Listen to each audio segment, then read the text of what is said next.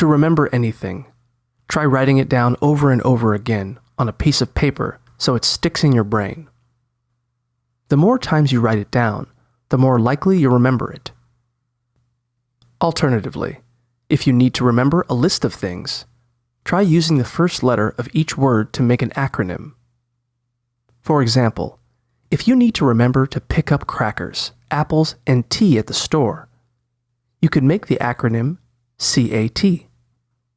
Then, you can think of the acronym at the store to help jog your memory. You can also remember something by making up a story about it in your head.